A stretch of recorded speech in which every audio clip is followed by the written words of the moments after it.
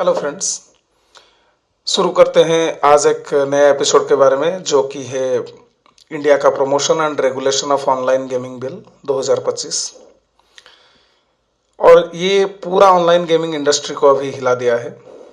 एक तरफ लोग बोल रहे हैं ये बिल यूथ को एडिक्शन से बचाएगा, लेकिन दूसरी तरफ ये गेमिंग कंपनीज और इंडस्ट्रीज एक्सपर्ट्स चिल्लाए जा रहे हैं कि इससे 2 लाख जॉब्स खतरे में हैं।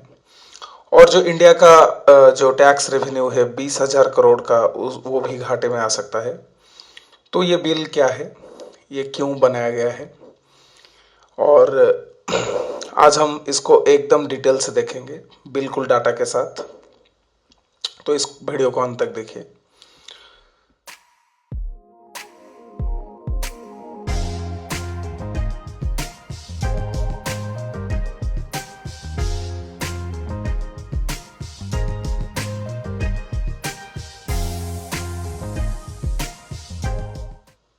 तो शुरू से समझते हैं। Promotion and regulation of online gaming bill 2025 को यूनियन कैबिनेट ने 19 अगस्त 2025 को अप्रूव किया। 20 अगस्त को लोकसभा में ये टेबल में आया और 21 अगस्त को ये राज्यसभा से पास हो गया।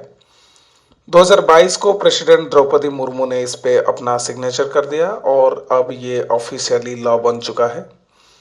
बस इसका इम्प्लीमेंटेशन डेट का नोटिफिकेशन आना अभी बाकी है। तो ये बिल क्या करता है? एक तरफ ये ई स्पोर्ट, सोशल गेम्स और एजुकेशनल गेम्स को प्रमोट करता है। दूसरी तरफ ये रियल मनी गेमिंग, मतलब गेम्स जहां पैसे लगा के पैसे या कोई रिवार्ड जीतने का कोई भी चांस हो, जैसे कि ड्रीम 11 हो गया, माई 11 सर्कल हो गया, रमी सर्कल हो गया, एमपीएल हो गया, या फिर पोकरबाजी या फिर विंजो, कुछ भी उस तरह का गेम पर पूरा बैन करता है। इसको हम ब्लैंकेट बैन भी कह सकते हैं, क्योंकि चाहे कोई भी स्किल बेस्ड हो या फिर चांस बेस्ड हो, पूरा का पूरा बैन अब इस सेक्टर में लग गया है। तो क्यों बनाया गया ये बिल? देखिए, गवर्नमेंट का कहना है कि रियल मनी गेमिंग एक बड़ा सोशल और पब्लिक हेल्थ इशू बन गया है। Electronics and IT minister Ashwini Vaishnaw ने पार्लियामेंट में अपनी स्पीच में कहा कि 45 crore Indians online gaming platforms पे पैसा हार रहे हैं और हर साल 20,000 करोड़ का लॉस अभी हो रहा है। ये गेम एडिक्शन का कारण बनते हैं, स्पेशली मिडिल क्लास यूथ और इकोनॉमिकली वीकर सेक्शंस में।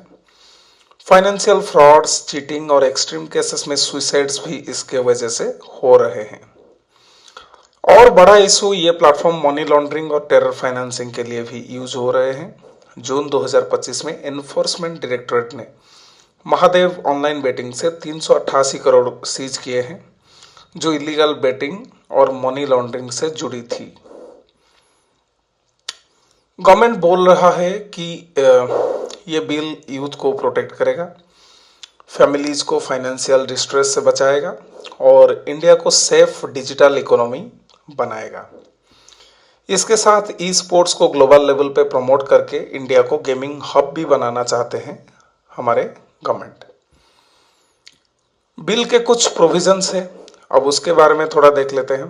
तो सबसे पहला है complete ban on real money games. तो इसमें सबसे पहला प्रावधान है कि जो रियल मनी गेम्स है उसको पूरी तरह से बैन किया जाए, जैसे कि फैंटेसी स्पोर्ट्स हो गया, पोकर हो गया, रमी हो गया, ये सब बंद हो जाएगा। दूसरा है नो एड्स नो ट्रांजैक्शन। देखिए, आपको भी पता है कि इस तरह का गेम में कितने सारे सेलिब्रिटीज रहते हैं, तो इस तरह का आड़ को कंप्लीटली बैन किया गया है। बैंक और पेमेंट गेटवे में भी, जैसे कि यूपीआई, क्रेडिट कार्ड और इनके ट्रांजैक्शंस अभी कोई भी प्रोसेस नहीं करेगा। ऑनलाइन गेमिंग अथॉरिटी, एक सेंट्रल अथॉरिटी भी बनाई जाएगी जो डिसाइड करेगी कौन सा गेम मनी गेम है और कौन सा ई स्पोर्ट्स है, सोशल गेम्स है, उसको वो रेगुलेट करेगी। ये अथॉरिटी गेम्स को कैटेगराइज और रजिस्टर भी करेगी। यहाँ पे कुछ सजा और फाइन का भी प्रावधान हो गया है। अगर कोई इस लॉ को तोड़ा तो पहली बार 3 साल जेल या 1 करोड़ की फाइन का प्रावधान है। लेकिन अगर कोई रिपीट ऑफेंडर्स होता है तो उसके लिए 5 साल का सजा और 2 करोड़ की फाइन लागू किया गया है। ये ऑफेंसेस कॉग्निजेबल है और यहाँ पे नॉन बेलेबल है, मतलब पुलिस आपको बिना वारंट के अरेस्ट कर सकती है। अगर हम ई स्पोर्ट्स के प्रमोशन के बारे में देखें तो गवर्नमेंट का ये मानना है कि इसके लिए ट्रेनिंग एकेडमीज, गाइडलाइंस और टेक प्लेटफॉर्म्स बनाया जाएगा। ये ministry of youth affairs and sports के अंडर होगा और इंडिया को 2027 ओलंपिक ई स्पोर्ट्स डेब्यू के लिए रेडी करेगा। पब्लिक अवेयरनेस के बारे में अगर देखें तो स्कूल्स और कॉलेजेस में गेमिंग रिस्क के बारे में कैंपेन शुरू होगा। तो ये बिल एक तरफ हार्मफुल गेम्स को रोकता है तो दूसरी तरफ सेफ गेमिंग को प्रमोट करता है, लेकिन यहां से कुछ कंट्रोवर्सीज भी शुरू होते हैं। सबसे पहले बात करते हैं कि असली इंपैक्ट इससे क्या क्या होगा। इंडिया का ऑनलाइन गेमिंग मार्केट एकदम तेजी से बढ़ रहा था। अगर हम देखें तो 2025 में इसका वैल्यू 3.8 बिलियन यूएस डॉलर था, जो कि लगभग 31,000 करोड़ थी। लेकिन ये मार्केट 2029 तक प्रेडिक्टेबल था कि ये 9.2 बिलियन तक जा सकता था। ये इंडस्ट्री अभी एनुअली 20% कंपाउंड ग्रोथ दे रहा था, जो कि काफी अच्छा ग्रोथ था। और 568 मिलियन गेमर्स के साथ इंडिया ग्लोबल गेमिंग के एक बहुत बड़ा प्लेयर बन चुका था। लेकिन ये बिल इस इंडस्ट्री को एकदम झटका दे सकता है, क्योंकि 86% रेवेन्यू रियल मनी गेमिंग से आता है। और इससे क्या क्या इंपैक्ट होगा उसके बारे में डिटेल में बात करेंगे। तो सबसे पहले कंपनी शटडाउन्स। आप देखिए, इंडस्ट्री बॉडीज जैसे all India gaming federation AIGF और ई गेमिंग फेडरेशन जैसा कि EGF, उनका कहना है कि 400 प्लस कंपनीज बंद हो सकती है। Dream11, गेम्स 24/7, विंजो, MPL, पोकरबाजी जैसे बड़े प्लेटफॉर्म्स अब अपने रियल मनी ऑपरेशंस को बंद कर रहे हैं। फिर अगर हम देखें तो स्टॉक मार्केट में भी कुछ गिरावट आया है। बिल के अनाउंसमेंट होने के बाद नजारा टेक्नोलॉजीज ने अपना 7% शेयर खोए हैं। और अगर आप डेल्टा कॉर्पोरेशन के बारे में भी देखें तो उनका भी वही हाल है। इन्वेस्टमेंट लॉस के बारे में अगर देखें तो इस सेक्टर में 25,000 करोड़ का फॉरेन डायरेक्ट इन्वेस्टमेंट यानी कि FDI आया था। और अभी अगर हम देखें तो 2.78 बिलियन यूएस डॉलर से ज़्यादा इन्वेस्टमेंट अभी इस सेक्टर में हो गए हैं। ये बयान इन्वेस्टर्स को कॉन्फिडेंस, जो इन्वेस्टर्स है उनका कॉन्फिडेंस बिल्कुल हिला सकता है। और वेंचर कैपिटल फंड्स ने अब इंडिया के स्टार्टअप पे रीथिंक करना शुरू कर दिया है। आर्ट और स्पॉन्सरशिप के बारे में अगर देखें तो real money gaming companies cricket और स्पोर्ट्स में बड़ा स्पॉन्सरशिप देते हैं। जैसे कि आपको पता है, Dream11 अभी इंडिया का टीम स्पॉन्सर है जो 358 करोड़ देता है। और My11 circle IPL fantasy rights के लिए 625 करोड़ दे रहा है। अभी रिसेंटली IPL खत्म हुआ है तो आप तो My11 सर्कल और Dream11 का काफी आर्ट देखे होंगे। ये स्पॉन्सरशिप बंद होने से स्पोर्ट्स लीग और मीडिया रेवेन्यू पे बहुत बड़ा असर पड़ेगा। तो मार्केट के लिए ये बिल एक सुनामी जैसा है, लेकिन सबसे बड़ा कंसर्न है जॉब्स का। अगर हम जॉब के बारे में देखें तो ये बिल इंडस्ट्री के लिए सिर्फ कोई पॉइजन जैसा नहीं, ये जॉब्स के लिए भी बहुत बड़ा इशू बन गया है। डाटा के मुताबिक ऑनलाइन गेमिंग इंडस्ट्री में 2 लाख से ज़्यादा प्रोफेशनल अभी काम कर रहे हैं। अगर आप देखें तो यहाँ पे इंजीनियर्स भी है, डेवलपर्स भी है, कुछ लोग ऑपरेशंस में भी है। कांग्रेस MP अगर हम बात करें कार्ति चिदम्बरम के बारे में तो उनका कहना है कि 4 लाख जॉब्स अभी खतरे में हैं। और प्रियंका खरगे ने भी 2000 स्टार्टअप्स और 2 lakh IT AI design jobs के रिस्क की बात की है। ऑल इंडिया गेमिंग फेडरेशन ने होम मिनिस्टर अमित शाह को लेटर लिखा है कि ये बिल 2 लाख जॉब्स को डिस्ट्रॉय कर देगा और 400 प्लस कंपनीज यहाँ पे बंद हो जाएगी। ये लोग हाई स्किल रोल्स में हैं और इनका जॉब लॉस इंडिया के डिजिटल इकोनॉमी के लिए एक बहुत बड़ा सेटबैक है। कंपनीज जैसे Dream11, MPL, जूपी अब फ्री टू प्ले मॉडल्स या ई स्पोर्ट्स में पाइवोट करने की कोशिश कर रहे हैं, लेकिन ये ट्रांजिशन भी इतना इजी नहीं है, ये बहुत ही कॉस्टली है।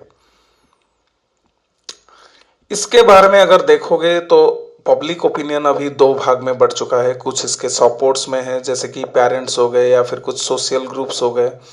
तो वो लोग तो अभी इसको डेफिनेटली सपोर्ट कर रहे हैं, क्योंकि बहुत सारे पैसे अभी लोग इसमें रियल मनी गंवा रहे हैं।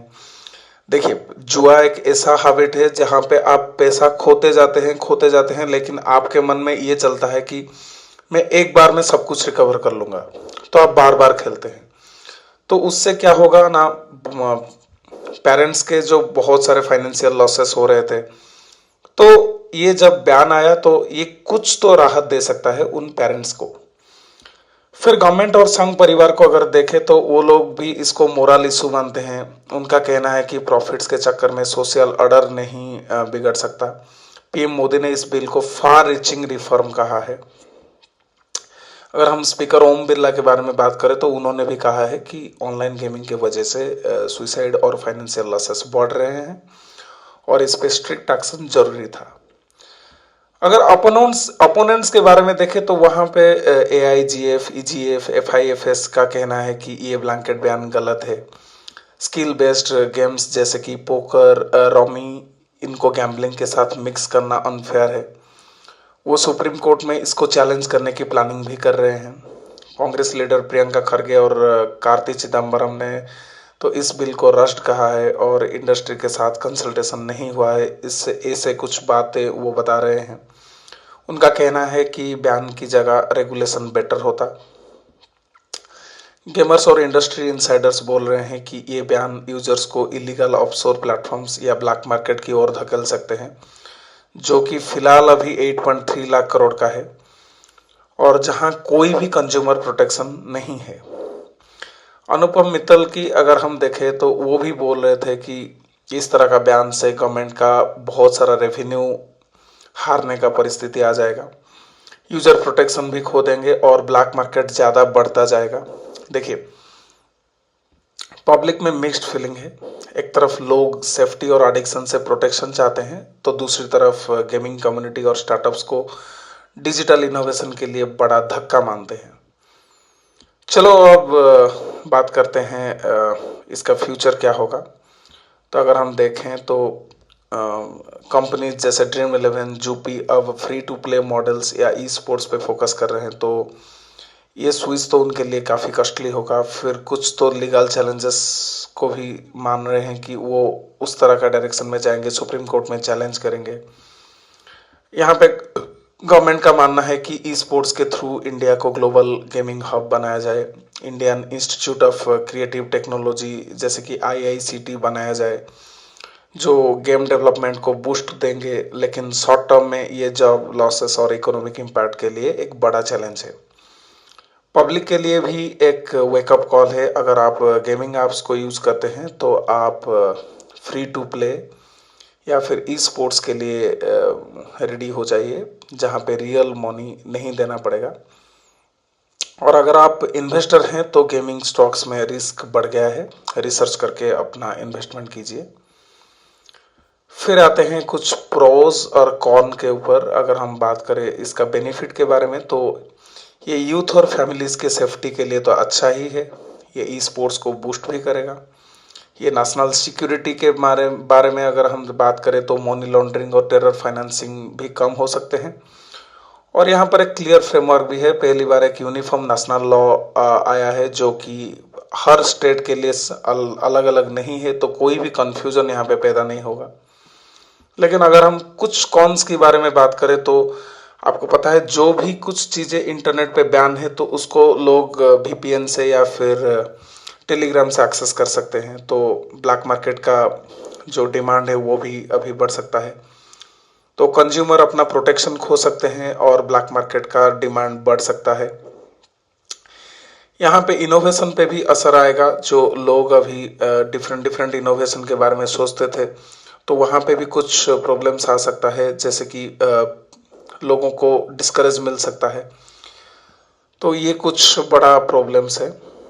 तो अगर हम देखें तो ये ऑनलाइन गेमिंग बिल 2025 का पूरा डिटेल था। यहाँ पे ये बिल एक तरफ यूथ को प्रोटेक्ट कर रहा है, तो दूसरी तरफ जॉब्स, रेवेन्यू और इनोवेशन पे बड़ा सवाल खड़ा करता है। आप इसके बारे में क्या सोचते हो? इस इंडस्ट्री के बारे में आपको क्या सही गलत लग रहा है? आप अपना जो डिमांड है उसको आप ट्विटर पे या फिर कुछ प्लेटफॉर्म्स पे भी शेयर कर सकते हैं, जिससे कि ये बड़ी प्लेटफॉर्म की ओर जा सके और आप यहाँ पे भी चाहे तो डिस्कशन कर सकते हैं इसके बारे में। फिर बात करते हैं कुछ नए वीडियो के बारे में। तो यहाँ पे मैं सोच रहा हूँ कि एक वीडियो लाऊं जो अभी डॉग्स के ऊपर जो सुप्रीम कोर्ट का नया राय आया है, तो उसके लिए स्टे ट्यून एंड चैनल को सब्सक्राइब कीजिए। Thank you very much.